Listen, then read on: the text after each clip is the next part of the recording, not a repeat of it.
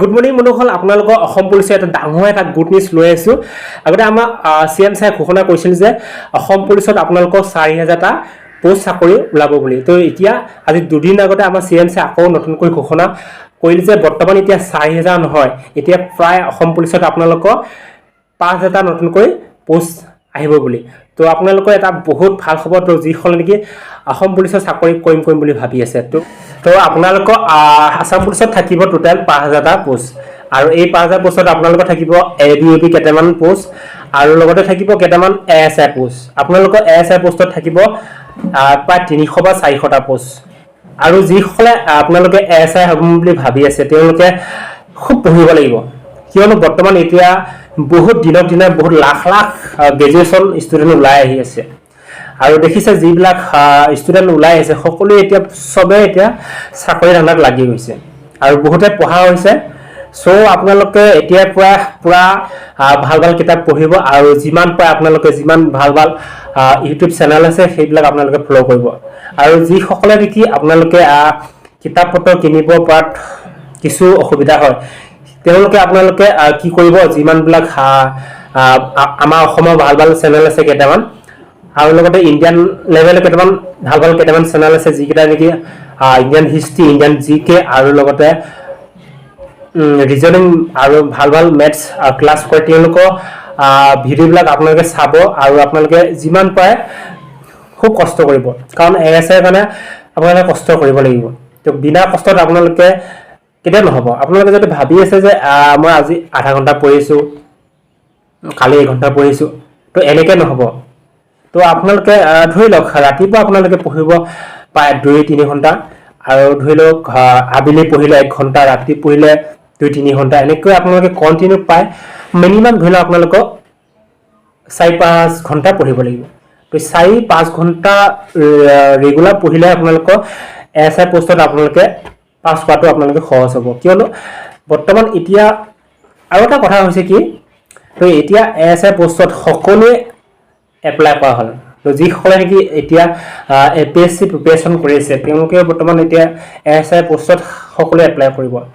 তো APSC যিবিলাকে নেকি প্ৰিপেৰেশ্যন কৰি আছে তেওঁলোকৰ কাৰণে SI পোষ্টত পাছ কৰাটো কিছু মানে সুবিধা হ'ব, কাৰণ তেওঁলোকে বহুখিনি পঢ়ি আছে APSC লেভেলত। যিমান ভাল ভাল কিতাপ, লক্ষ্মীকান্তৰ কিতাপ, আৰু লগতে যিমান ইণ্ডিয়ান হিষ্ট্ৰী, ইণ্ডিয়ান GK, বিভিন্ন ধৰণৰ গোটেই ৱৰ্ল্ড GK তেওঁলোকে পঢ়ি বৰ্তমান বহুতে শেষ কৰি আছে। আৰু আমিবিলাকে কি কৰি আছোঁ এতিয়া বৰ্তমান হাত সাবটি পঢ়ি আছোঁ যে কেতিয়া ASI পোষ্ট আহিব, কেতিয়া কনষ্টেবল ভেকেঞ্চি আহিব। তো এনেকৈ আমি পঢ়ি থাকোঁতে কি হ'ল, এতিয়া ফাইনেলি এতিয়া ভেকেঞ্চি আহিবৰ সময় হ'ল। তো এতিয়া আমি প্ৰিপেৰেশ্যন কৰিম, আৰু তাৰপিছত এক্সাম দিব যাম। তো এক্সাম দিব যোৱা সময়ত তেতিয়া ভাবিম যে আমি আগতে কিয় নপঢ়িলোঁ।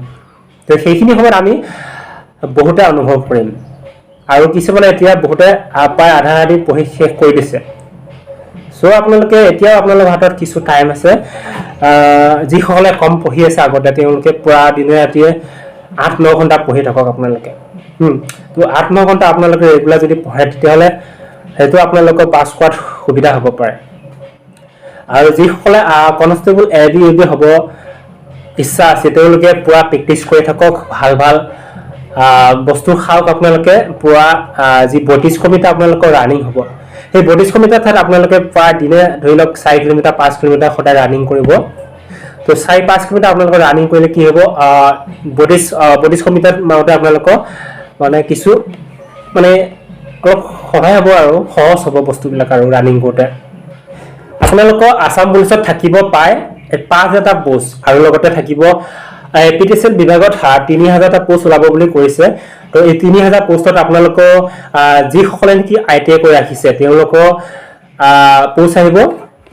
ITIত যিসকলে নেকি ফিটা, ইলেক্ট্ৰিচিয়ান আৰু ৱেৰমেন কৰি ৰাখিছে তেওঁলোকৰ পোষ্ট আহিব, আৰু হয়তো আহিব পাৰে ৱেল্ডাৰ বিভাগৰ আপোনালোকৰ পোষ্ট হয়তো আহি যাব পাৰে। আৰু এই যিকেইটা আপোনালোকৰ APTCL বিভাগত পোষ্ট আহিব সেইকেইটা হ'ব সহায়ক পোষ্ট, আৰু লগতে থাকিব কেইটামান JEE বিভাগৰ কেইটামান পোষ্ট হয়তো আহিব পাৰে। চ' ITI কৰি যিসকলে ৰাখিছে তেওঁলোকে এতিয়াৰ পৰা পঢ়ক, আপোনালোকে ট্ৰেড থিয়ৰী কিতাপবিলাক খুব পঢ়ক। আৰু লগতে থাকিব আপোনালোকৰ 3rd গ্ৰেড আৰু 4th গ্ৰেডৰ কেইটামান পোষ্ট, এডিয়া পোষ্ট থাকিব।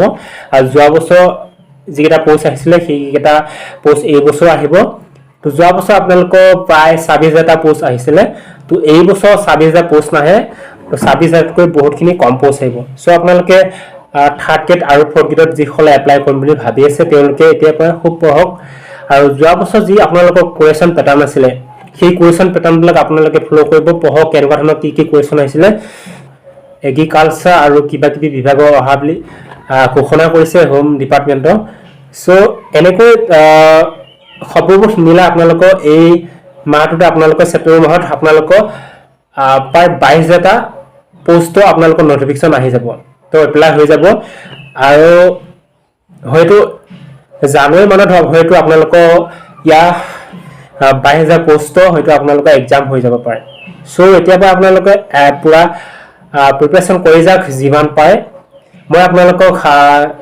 ইয়াৰ ইম্পৰ্টেণ্ট যিমানবিলাক কুৱেশ্যন আছে সেইবিলাক আপোনালোকক মই আগবঢ়াম সো আপোনালোকে মোৰ ভিডিঅ'বিলাক আপোনালোকে চাব আৰু যিবিলাক আসাম পুলিচৰ ইণ্টাৰভিউ সেই ইণ্টাৰভিউ ভিডিঅ'বিলাক আপোনালোকক মই দেখুৱাম ক'ত কেনেকুৱা প্ৰিপাৰেশ্যন কৰি আছে আৰু লগতে যেতিয়া ইণ্টাৰভিউ হ'ব সেই সময়ত আপোনালোকক মই ভিডিঅ' আগবঢ়াম তো ভিডিঅ'টো আপোনালোকে চোৱাৰ বাবে বহুত বহুত ধন্যবাদ জনাইছোঁ আৰু এতিয়ালৈকে যদি মোৰ চেনেলটো ছাবস্ক্ৰাইব কৰা নাই তেতিয়াহ'লে চেনেলটো ছাবস্ক্ৰাইব কৰিব আৰু পাৰিলে ভিডিঅ'টো লাইক এটা আৰু আপোনালোকে এই ভিডিঅ'টো চাই আপোনালোকে কেনে পালে জনাবলৈ নাপাহৰিব কমেণ্ট বক্সত তেতিয়াহ'লে আজিলৈ ৰাখিছোঁ পুনৰ লগ পোৱাৰ আশাৰে অন্য এটা ভিডিঅ'ত জয় আই অসম।